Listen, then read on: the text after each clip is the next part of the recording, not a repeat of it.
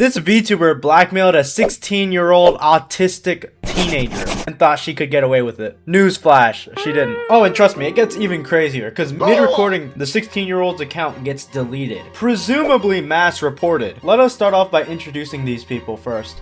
The person that you clicked on, Blossom VT. She is a VTuber with around 20k followers, but on Twitch she has around 7k as of recording. And the kid in this case is named Darmachi/Darren. I'll be using either name interchangeably throughout the video, which at the time of his account before the ban, he had like 1k followers. He was very small, not really known. He was scrolling around Twitter trying to find magical girl themed VTubers to help advertise on his fan project that he was working on, most likely a personal project. And on the way, he was hoping to make a little bit of friendship. And it all started with this singular tweet. Hello, I am here to share my experience with a VTuber at Blossom VT and how she treated me. I'm calling her out because of the threatening and insensitive things that she has said to me. All right, let's dive right into the document here. So we're gonna start off from the top to the bottom. Yeah, that's the first document, is basically talking about his experience working with Blossom and how working with this VTuber affected him, how he felt during it. That's basically what the first document went through. So currently I have two different documents here. One is the original document by Darren, and the other one is the second document with Blossom's response. I would say this whole situation is more miscommunication. Darren is a young 16-year-old boy. I have my own personal experiences talking like this as well. Pull it up on the screen. Both sides, in my opinion, are so immature. Maybe Darmachi should have done some research on how to be professional beforehand, right? But if you saw that first email and it was unprofessional looking to you, then you should not have gone for it. All the other things we can kind of excuse. The main one thing you cannot excuse is threatening someone as your last resort, intimidating them with your follower size, and using that as a way to leverage yourself into making everything seem good. Now, aside from the autistic kid that I'm spewing here, aside from that, it could be anyone. It could be a 18-year-old, it could be a 20-year-old, 25-year-old. Does not matter who that person is. You decided to threaten someone because you weren't getting your way. It shows what type of lows you're willing to go in order to protect yourself. You were exposed for it, so that immediately broke your identity of being just a cutesy little VTuber who, you know, can't do any harm. You've broken that trust with people. And now, because of that, they see you as a slimy scumbag. You ruined your own career. You know, you could have just let it go. Just say, hey, we're canceling it, we're splitting our ways. Be professional about it. Like you said, you wanted to be professional. I didn't believe that one was better than the other, but you do, as the adult, you do have the responsibility to, you have to take care of him, because he's a 16-year-old, and even if he turns 18, until he's like 20 and emotionally like there, like he's not there yet. As of editing this video, she had dropped a response about the situation, another response this time, talking about how, basically saying, hey, this is a bad thing, I apologize. But the public outrage has not stopped. They do not like the fact that she apologized, not because of the fact that she apologized. They believe that the reason she apologized is because she lost over 1,000 followers on Twitter because of this whole incident. She's now at like 17k now. She should step away from the internet. This is perfect. I don't believe that she should graduate fully, that when she comes back, she would be better than ever and not a piece of shit. I believe for sure that people can change. People can grow. Pretty much let the heat die down. And then eventually when she comes back, she better be better. Fool me once, shame on me. Fool me twice, shame on you.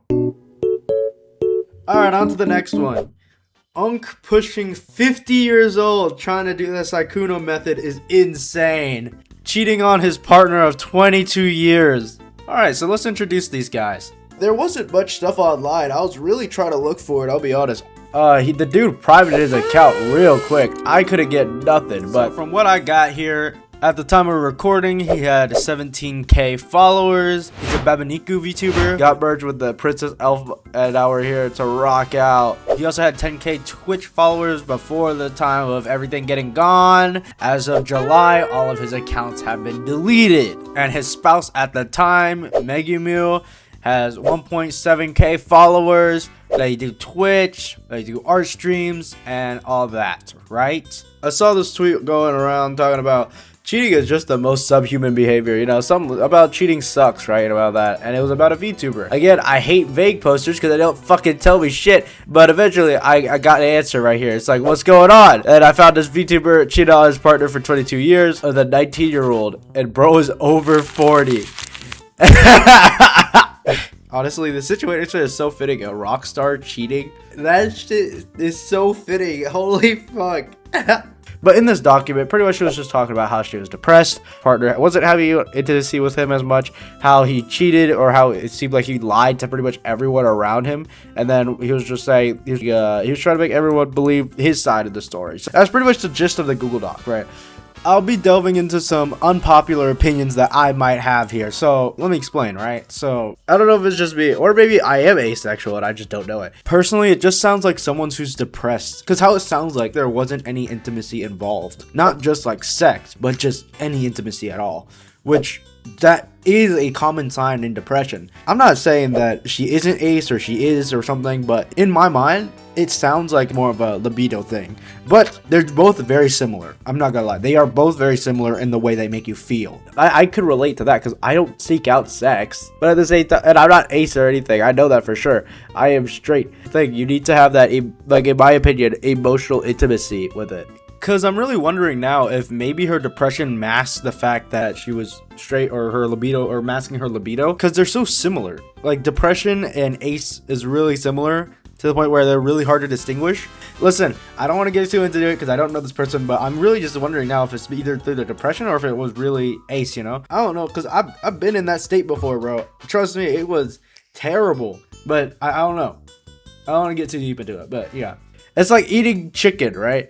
Yeah, sure, you can boil chicken, but you gotta, like, if you get those spices right, you get all those like seasonings or everything, you massage it in, you feel everything into it. It's like, yeah, that tastes so much better, right? That's what I'm saying. I'm not going to defend him. I do believe that he is a coward for cheating first, then breaking up second, right? Cheating is not honorable, but I do understand where he's coming from. Like, let me explain, right? Cheating is a moment of weakness. Now, it's not a justifiable moment of weakness. You should be strong, man or woman, to avoid the cheating, right? If it's a man, then let's say the woman cheats because of lack of money, the man is being abusive. And in my personal experience, I've seen guys go absolutely feral. Or it's like a struggle of willpower to stay with someone. Like genuinely physically struggle to the point of getting physically abused. Well, not actually physically abusive. Like they want to get physically abusive, but they can't because they're like, it's no one's fault. It's just they really need it. A part of it gets it, and they don't understand why. It's just due to the fact that they had to endure for a long time and eventually it broke down. It's a moment of weakness, and that's why I despise it. I am an equal opportunist man, so I believe that man and woman have the ability to become stronger and mental fortitude. It sucks that she got cheated on. That's the main point I'm making here. It was just the lack of feeling connected with his partner that made him feel completely out of it. I'm reading the document a second time here.